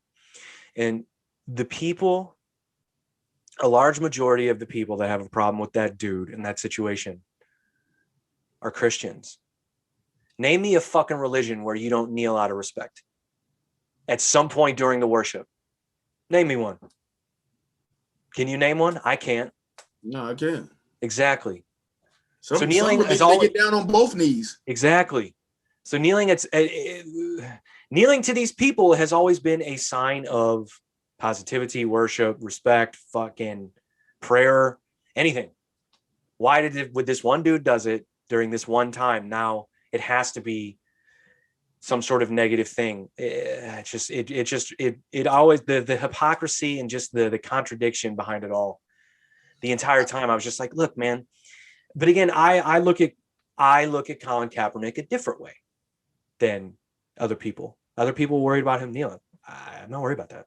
No. I look at Smiley bright-eyed, beats-wearing Colin Kaepernick that would do any interview he could when he was on top of his game, when he was America's sweetheart.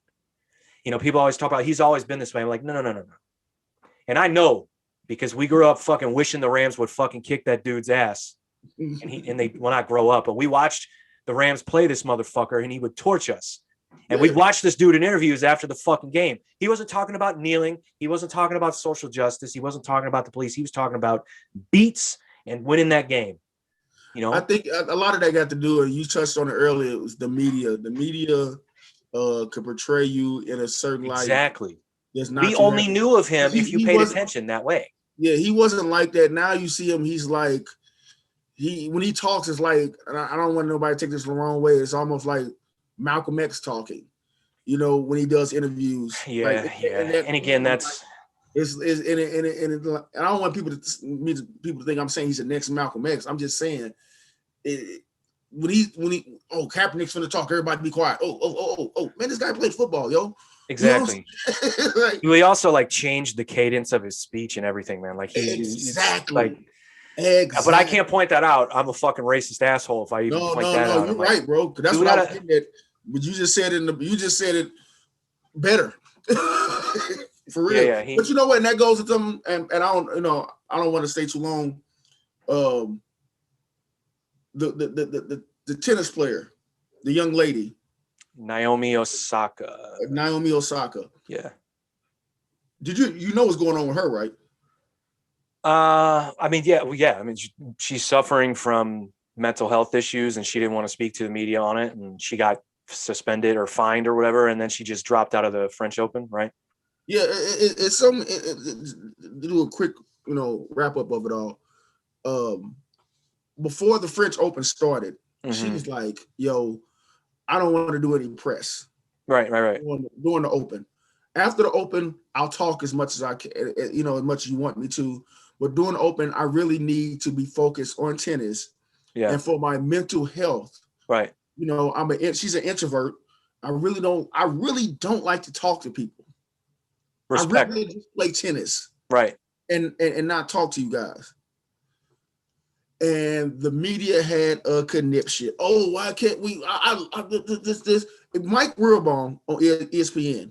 Mm-hmm. He said it in a way that it made me think. He's like, I really love talking to her. She's one of the best. She's one of the, she's a great person to talk to. Right. And he said, I hate the fact that she doesn't want to do interviews anymore, but I can understand it. We'll just have to wait till after the Open to talk to her. The Open decided to fine her $15,000. Right. Which is ridiculous, by the way. This young lady has made $300 million in the last 2 years, by the way.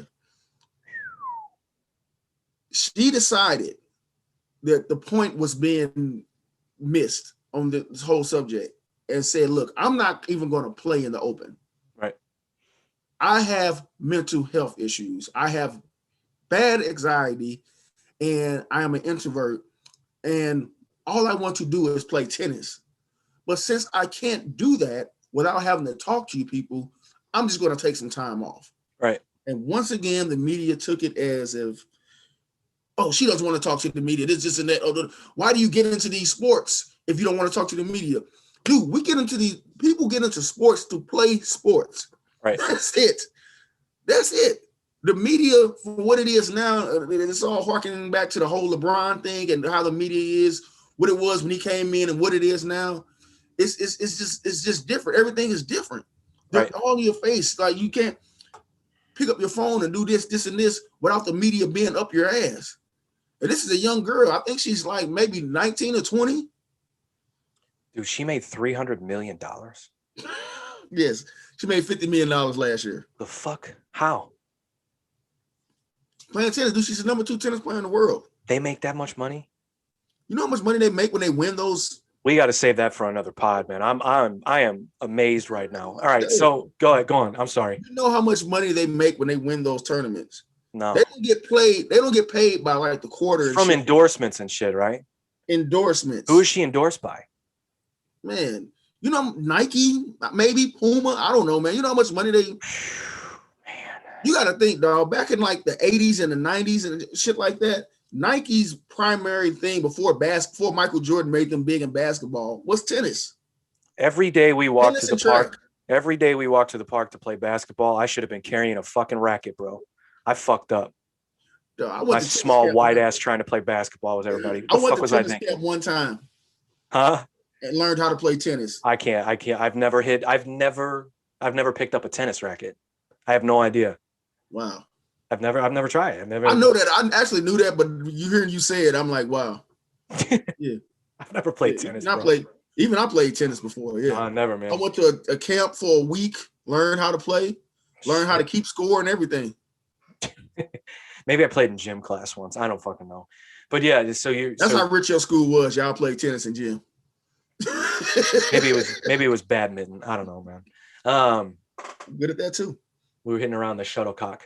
We still need to form that badminton team and take down the Chinese team at the Olympics, bro. I keep trying to tell everybody this. I'll be down with it, man. I love badminton. So finish your point on her. So I mean, your whole point is like, look, I don't have to talk to the media if I don't want to. She doesn't have a problem with the media, and the media, either they know this and they're trying to spin the narrative, or they just don't get it. She doesn't have a problem with the media. She has a problem with herself. Right. And I hate the fact that this young girl is going through this, not because she's black and Asian or whatever. I think she's whatever, you know what I'm saying? It's because she's a young girl and she's crying out for help and trying to let these people know that, yo, I would love to talk to you guys, but it's affecting my tennis game, which is affecting my life. Right. Well, that's the thing that doesn't matter to most people is her life outside. She's only a tennis player.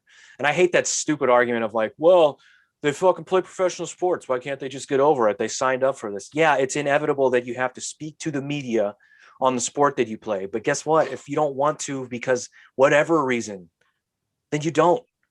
I used to say that when fucking Barry Bonds was getting fucking blackballed by the media because he didn't want to talk to him when he was chasing the home run record, both records.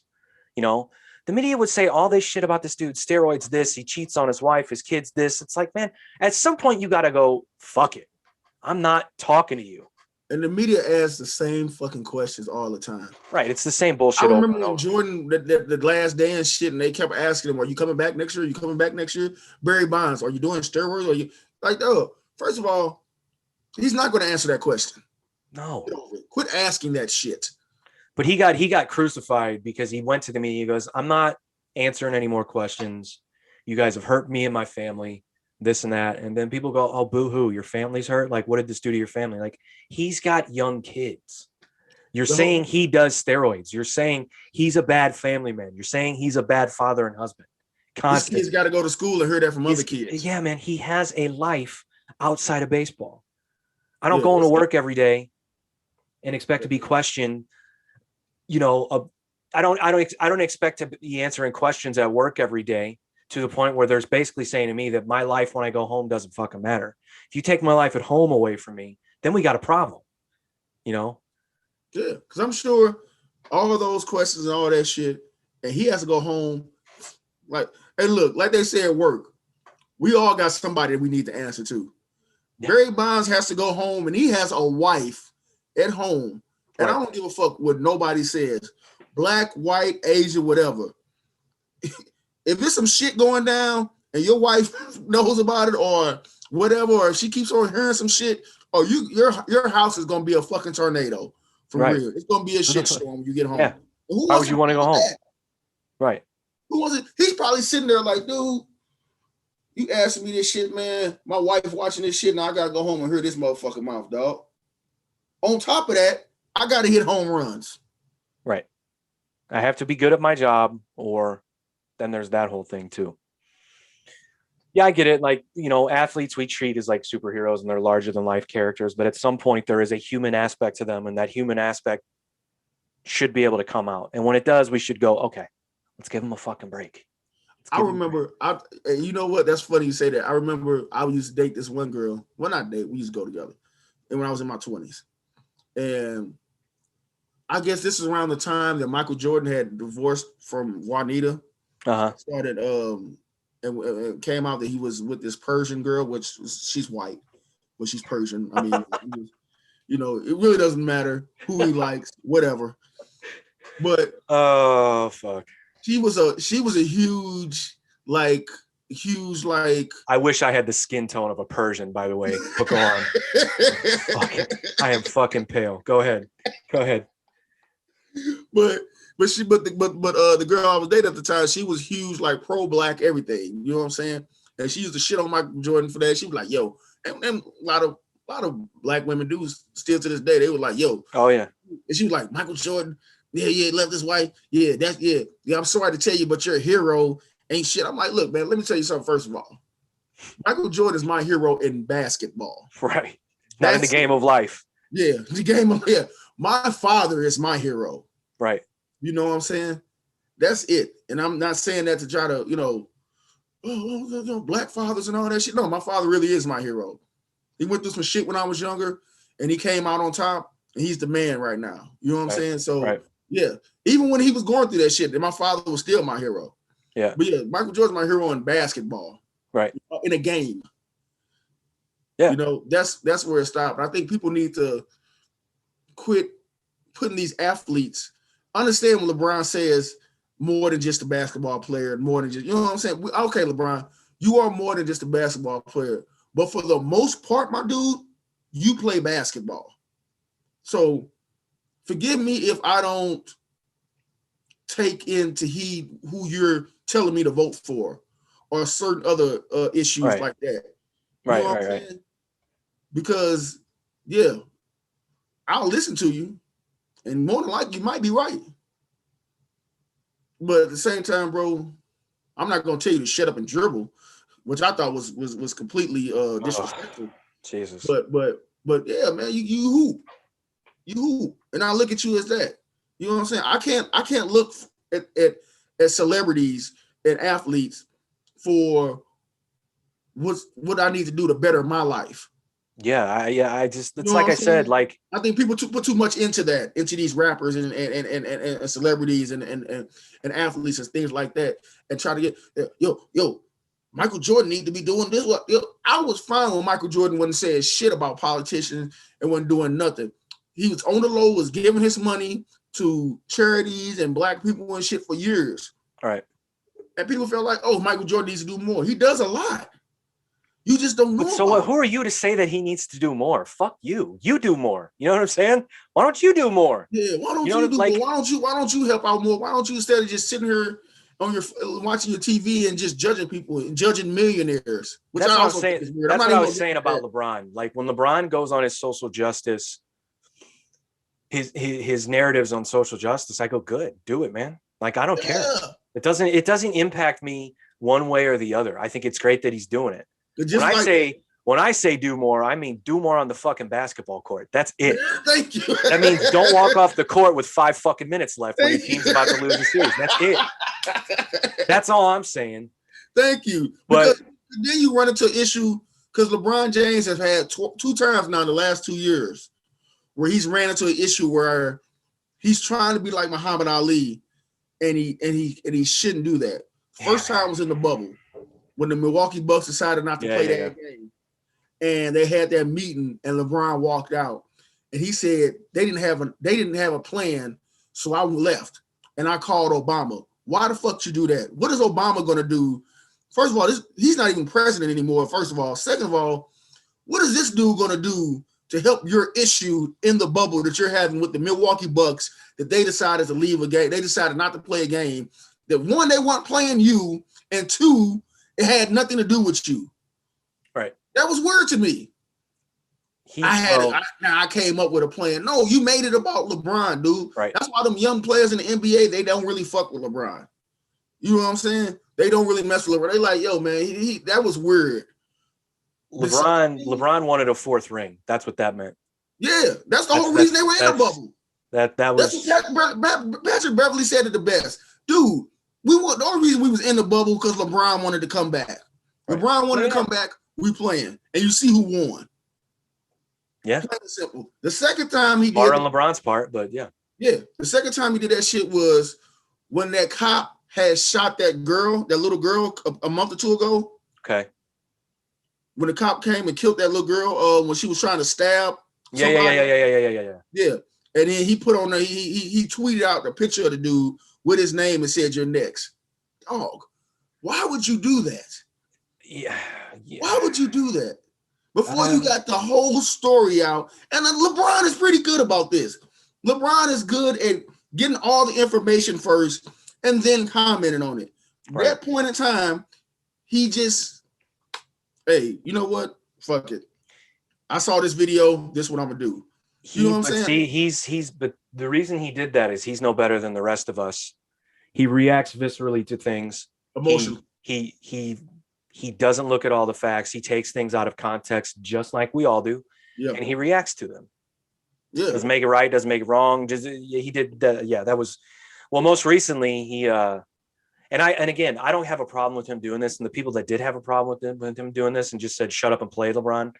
Fucking just grow up, get over it, let the dude do his thing. But like when those fans were throwing shit at people at Madison Square Garden and somebody spit on Trae Young and somebody said some racist shit to like Donovan Mitchell or something, and or no, they said it to John Morant in Utah.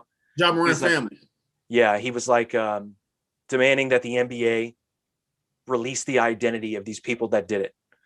All right, look, is that an extreme? Maybe. But should I care if he wants that to be done? Nah, not really. No, I don't care. You know what I'm saying? Like, it doesn't, let him do his thing. Like it. Yeah. I think they take like we were saying. I think people take too much into what these celebrities and athletes do, and they put them on this high pedestal, and they want, when they let us down, people when athletes and celebrities let us down, people feel heartbroken. Like, oh, I for can't sure, believe they did that. Like, you know what I'm saying? No, this is a human being. Right. This is a human being first and foremost.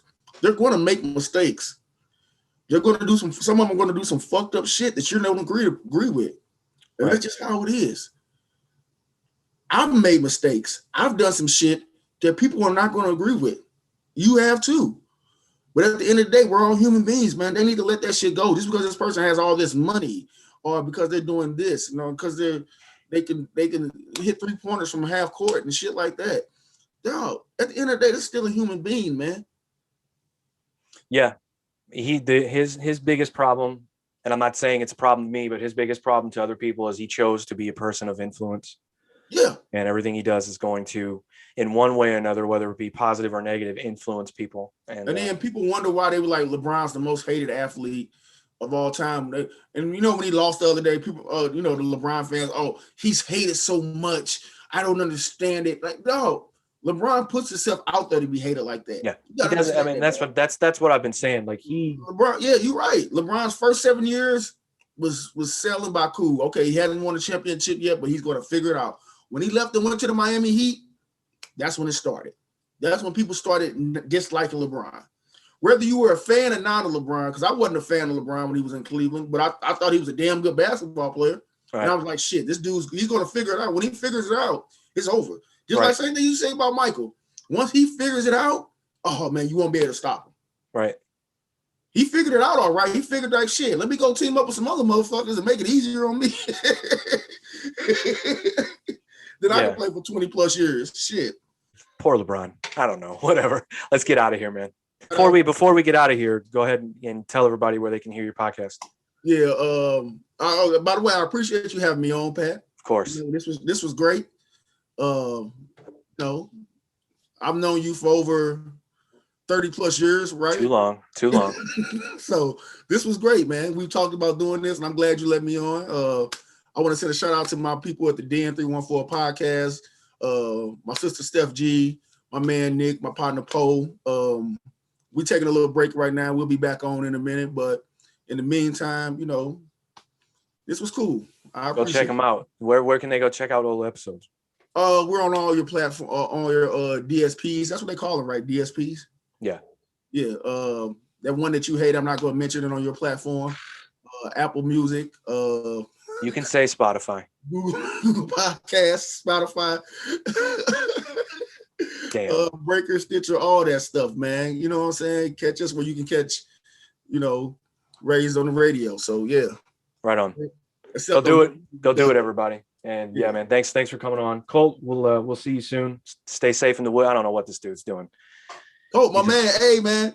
Hey, whatever you catch, take a picture of it. Let me see. Yeah. I don't know what he's doing. Is he deer hunting? Is he gonna have deer meat? No. He ain't. No. I think he's just chilling out. I don't think he's hunting. I don't think he's not killing anything. He doesn't seem like a person that kills. I don't think he does actually. I think he's got his pregnant wife with him too. So I think they're just chilling. But somewhere in the woods. Anyway, let's roll. All right. Thanks, man. For sure.